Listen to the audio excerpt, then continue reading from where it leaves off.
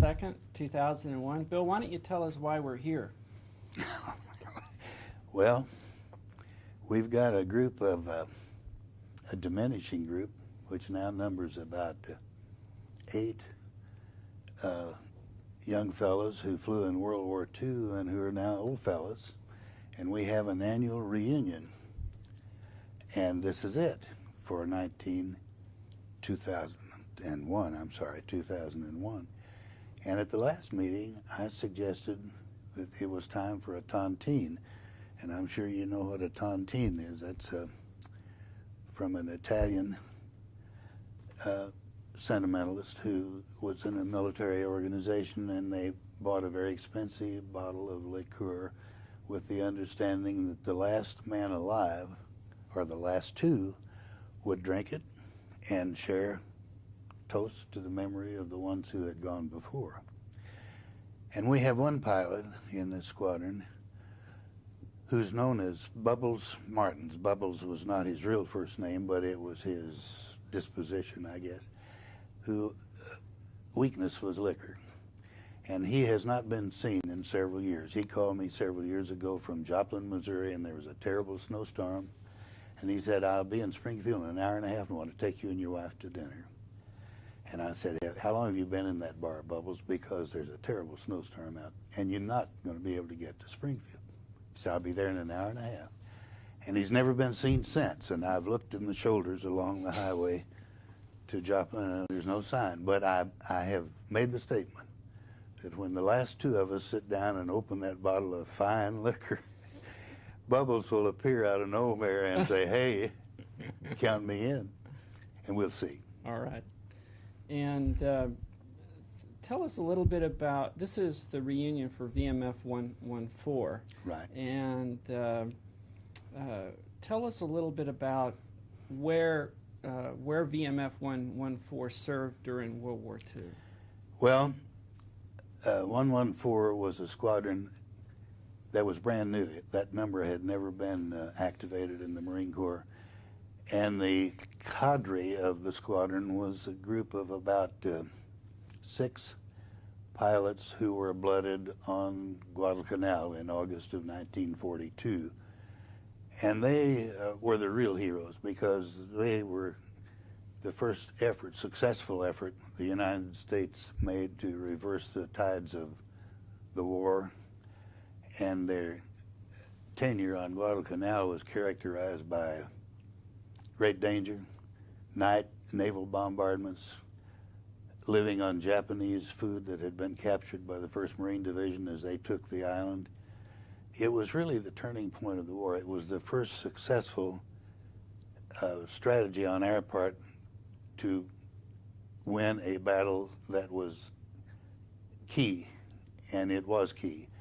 Guadalcanal pretty well stopped the Japanese, who were rapidly moving toward Australia.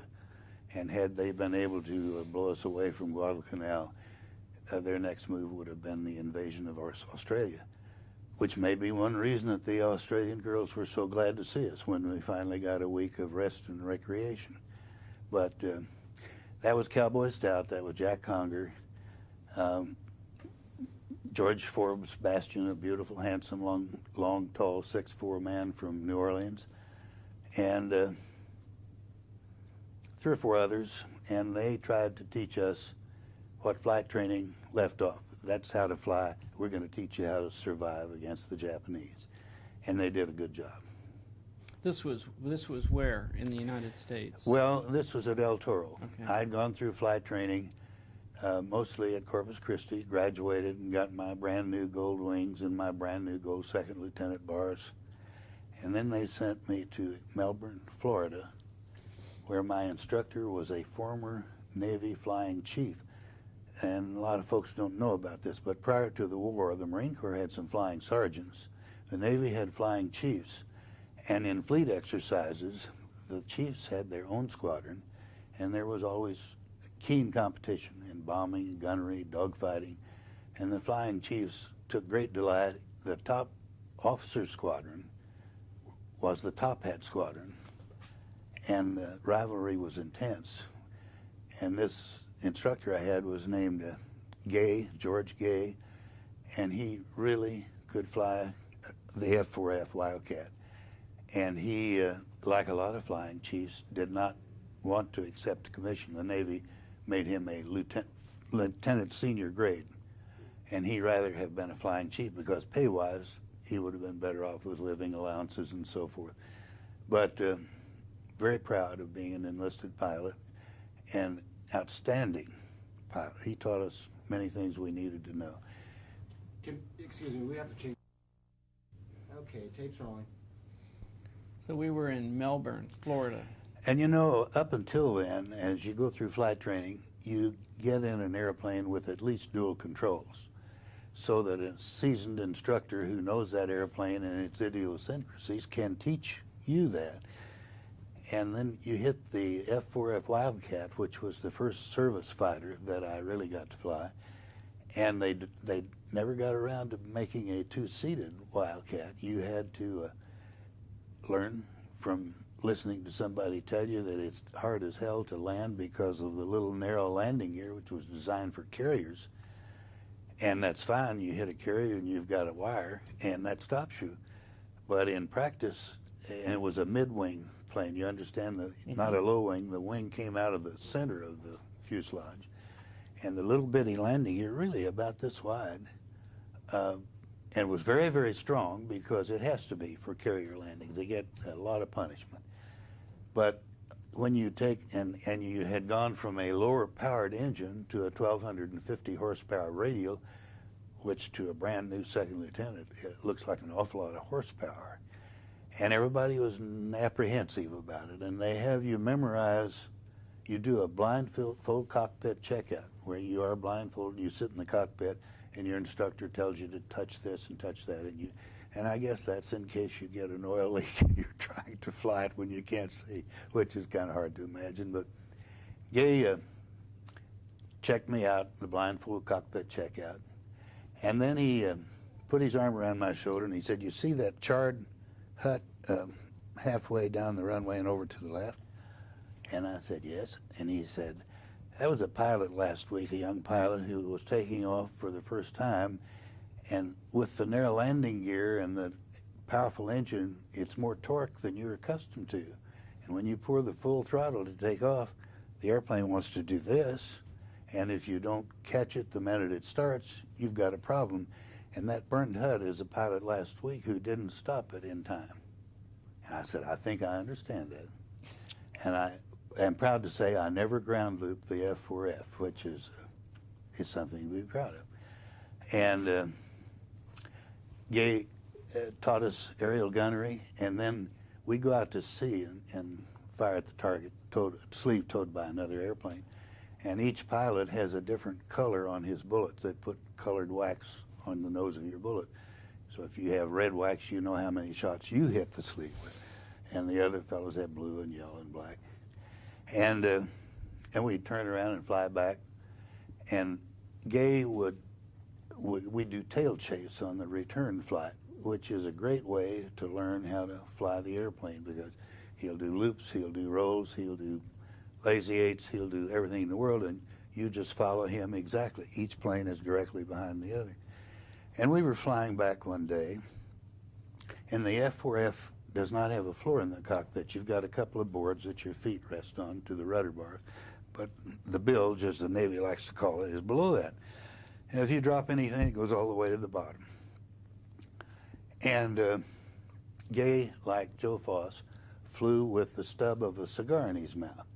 Now, you people are all young, and you don't realize that there are a lot of people who use that as a subterfuge. They know that a lot of folks think chewing tobacco is crude, but they can keep a stub of a cigar in their mouth, and they're not considered chewing tobacco, which is really what they're doing. Anyway, we were flying back, and we'd been doing the tail chase, and Gay rolled over on his back. I rolled over on my back. He rolled back. We flew on, did this again. We finally landed and got out, and he said, "Well, how'd the hop go?" And I said, "Well, fine. Tell me about this half roll and then back. That's something I never done. I just was curious about." And he thought a minute, and he laughed. He said, "I didn't even think about that." So I dropped my cigar. I rolled over and tried to catch it. And it made sense, you know. But he also saw that we learned night flying with a battery truck and blackout lights. He said, this is the way it's going to be in combat, and this is the way you need to learn it. And it's a little bit riskier, but he's right. That's the way you need to learn it. And I never have seen the man since I left. I don't know if he survived the war. I hope he did. When did you first see the Corsair? Well, I was at Melbourne flying the F-4F with Lieutenant Gay and Charlie Kuntz, who was a dear friend of mine from Springfield and who had gone into Marine aviation about a year and a half ahead of me. I worked part-time in a men's clothing store while I was in college, and Charlie bought clothes from me, and that's how we got acquainted.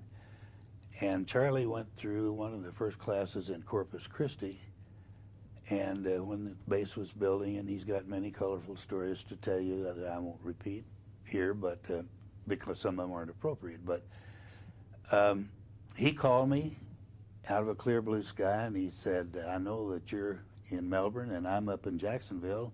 I'm just back from the Pacific, and I've got I'm teaching officers how to fly the Corsair. And he said, I thought I'd fly down tomorrow afternoon if you think your instructor would give you the afternoon off. And, you know, we'll go ahead and have a few drinks and old times. And he said, can you do that? And I said, I sure think so, and I thank you. And I talked to Lieutenant Gay about it. And Charlie had gotten 8 enemy planes on his first. He was at the Battle of Midway flying the Brewster Buffalo, the F-2A, which was the world's worst fighter plane. And we gave a whole bunch of them to Russia early in World War II, and I think that's where the distrust began between the United States and Russia. They thought it was a Trojan horse type gift. Anyway, Charlie knew at Midway, as all our pilots did, that the attack was coming. We'd broken the Japanese code. He and his squadron, the last squadron of the Marine Corps to fly F-2As, were at altitude waiting for the Japanese planes to come in. And finally, here they came, a flight of Kates, bombers. And Charlie made a high side run and flamed a Kate. And he pulled back up, and he made another high side run, and he flamed another Kate. And he thought, I'm going to be an ace by dark. And he said the zeros hit him. And he told me in a letter, he said, we know we can't turn with a zero. We're told if there's a zero on her tail, you roll over and give it full throttle for the deck because you can outdive them. So he said, tracers were going by me and my plane was hit, and I rolled it over and gave it full throttle, and there were 3 zeros on my tail. And the first zero emptied his guns into me, passed me straight down. The second emptied his guns into me, passed me. He said, so much for being able to outdive them. And he had been wounded. A 20-millimeter cannon shell exploded in his cockpit, and he had some small wounds in his legs and a little around his neck. There was armor plate behind him, which saved his life. He landed on the runway at Midway, wheels up. He couldn't get his wheels down. There were 200 bullet holes in his airplane, and they sent him into Honolulu after the battle for a few days' rest. And this was June the 6th, 1942. And in August, he was at Guadalcanal flying the F-4F, a much better airplane, against the Japanese, and went on to be one of the Marine Corps' outstanding pilots. Stayed in the Marine Corps as a career. He's got every medal the Navy and Marine Corps offer, with the exception of the Medal of Honor. At one point, Guadalcanal, he was on fire, and he didn't want to bail out because the Japanese would shoot pilots in parachutes. And he side-slipped to keep the fire out of the fire was in his engine.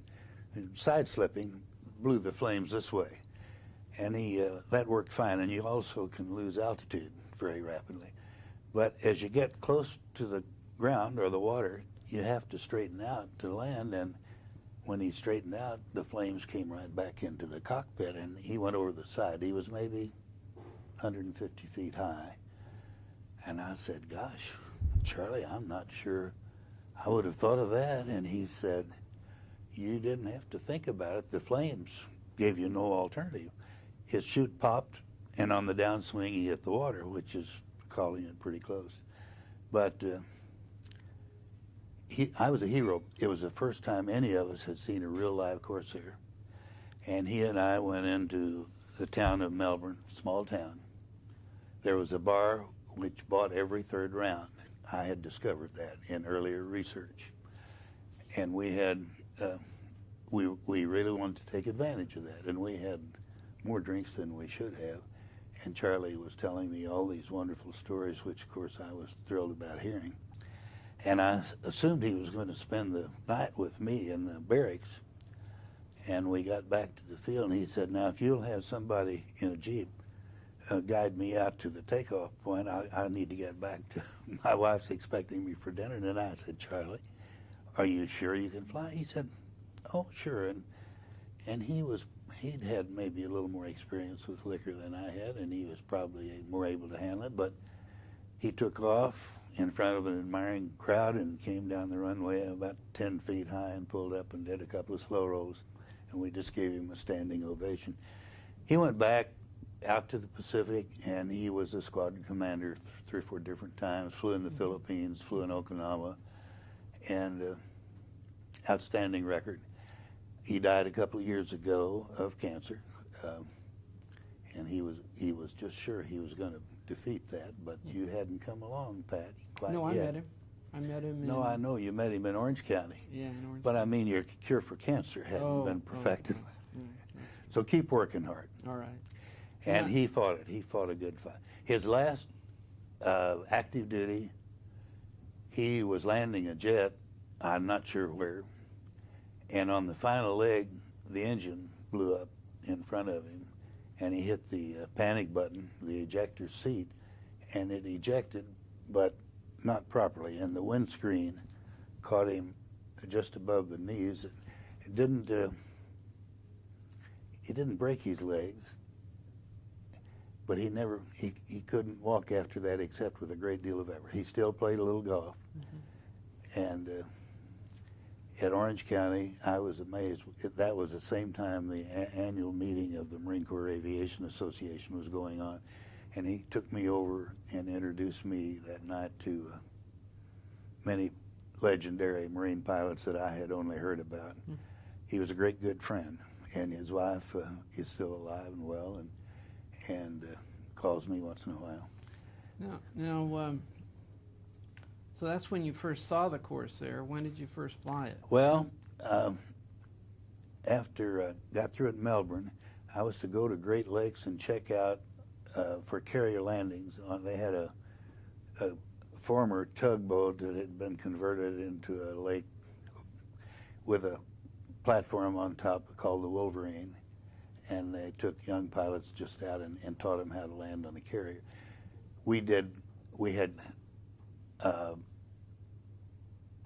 carrier landing on a marked off field, marked off like a carrier deck. You had a landing signal officer. You had everything but the carrier and the forward motion.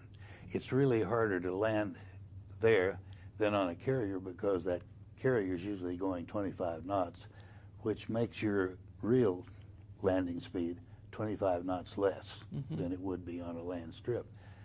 And that was the final part of our training in operational fighters. And they introduced us to a young man that I had never heard of. He was a full lieutenant in the Navy, and he had been on the Hornet as a fighter pilot, and the Hornet was sunk. So they sent him back to the States to do some instruction. He was very, very professional. If he'd been a doctor, he would have been a fine doctor. But he was a pilot, and he was a tremendously professional pilot. And he sat us down, and he gave us all the signals. And he told us to memorize them, and we were going to go to work the next morning. And he had a very quiet way of talking to you. But you knew somehow that he meant exactly what he said. And he said, you do what I tell you, and we'll get along fine. If you don't do what I tell you to do, you'll be working someplace else next week. And I knew he meant that. And I had come off a year as a cadet. When you did anything, anybody enlisted seaman told you to jump, you jumped. And I didn't. I was the first man to qualify. We had one of our flight who had been an instructor for 3 years. He had about 3,000 hours, and he was the last man to qualify because you have to let that landing signal officer fly your plane on the last leg. You're not flying. You're doing what he tells you. And he just could not trust the landing signal officer. But I didn't have any trouble at all, and that man went back to the fleet and became the Navy's leading ace. He shot down 36 Japanese aircraft. During the Great Marianas Turkey Shoot, which is really not a classic fair example because it was late in the war, relatively, and a lot of the Japanese pilots were poorly trained, had few hours. And he got 7 planes one day, and a couple of days later, he got 9 planes.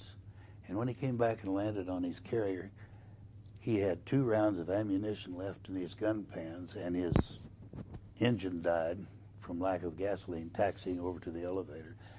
And that's what the Navy calls maximizing your assets. And he didn't think anything about it. Somebody said, well, you'll get the Congressional Medal of Honor for that, and he did. But his philosophy was, that's what the Navy pays me for. What was his name? I was afraid you were going to ask that, and I can tell you in a few minutes. Yeah, I'll try to remember too. I'm blocking on this.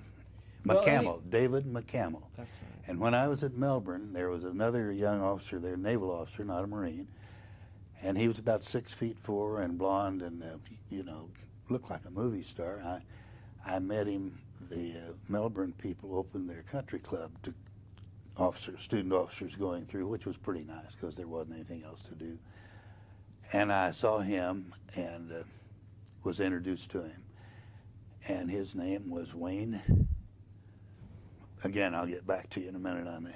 And he was a fledgling movie star. He had been in 3 or 4 B movies. And he met David McCamel's niece, who visited David while he was instructing us in field carrier landings. And he went back to the New Hornet, or another carrier, with McCamel when he finished Melbourne, and he wound up with 4 or 5 airplanes. And so, you brush shoulders with famous people now and then. And so from the Great Lakes, is that when you went to see the Corsair?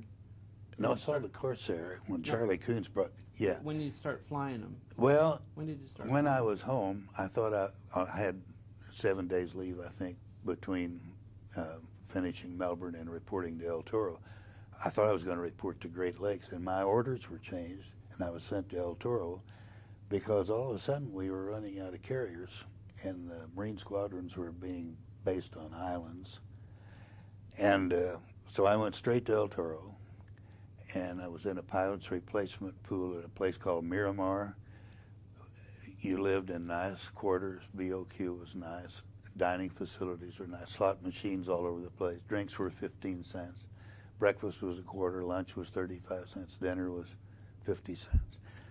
And I thought I was rich. I was young and single and making $250 a month or whatever it was. And they sent me to El Toro. And when I got to El Toro, you're aware of the kids use an expression today called TMI, too much information. I reported to El Toro, and somebody said, you're going to report to VMF-114. You're replacing a young second lieutenant who was making his first landing in a Corsair, and he flew it into the ground, and it bounced, and it bounced, and it bounced, and he put both feet on the brakes at the same time and flipped it over on its back, and he put his hands up on the windscreen to catch himself, and he shortened all his fingers, and they couldn't use him anymore as a pilot. So you're replacing him. And I shuddered a little bit, and I said, thank you. I'm not sure I needed to know that, but thank you. And, again, no two-place plane to check you out in. And they take me out to this beautiful airplane, but twice as big as the F-4F, 2,000 horsepower, the biggest engine that had been made to that point, and beautiful. And then they said, now, up to now, the Navy has taught you that you always make tail first landings, and that's to prepare you for carrier work. Now the Corsair is new and it's a little bit different, and if you level off a little too high, the left wing drops in, and you got a problem. So you make tail high landings. We call them transport landings, like airline pilots do. Can you handle that? And you know, I'll try. And that weighs on you. But my first solo hop, I'd done the blindfold cockpit checkout. I took off about 3:30 in the afternoon, and you always take off to the west of El Toro because the wind's off the Pacific. And great thrill. That engine is just so powerful that you can't imagine, you can't compare it to any other plane you've ever flown.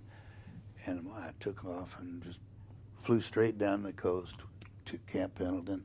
You could put the nose on the horizon and do slow roll after slow, and never lose an inch. Any other plane, you do a slow roll and you'll lose a few feet. And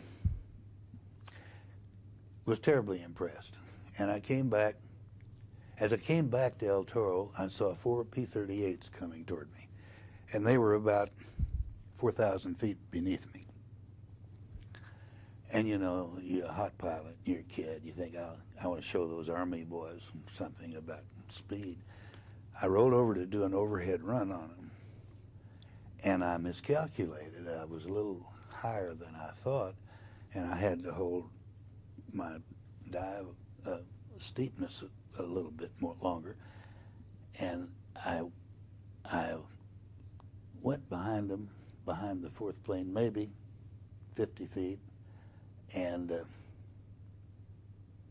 so close that it scared me a little bit. And I don't think they saw me until I flashed through. And then I realized I was a lot closer to the ground than I had thought I was.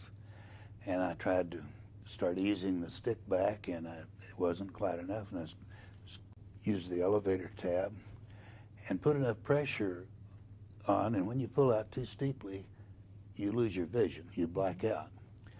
And I blacked out, and I knew I was going just about straight up, and I knew those P-38s were someplace up there, and I couldn't do one thing. I eased off a little bit, and my vision was just returning, and I went right in the middle of the 4 in the one space, and they probably thought I was about the hottest pilot in the whole world, or the biggest damn fool, which was closer to the truth, and it scared me.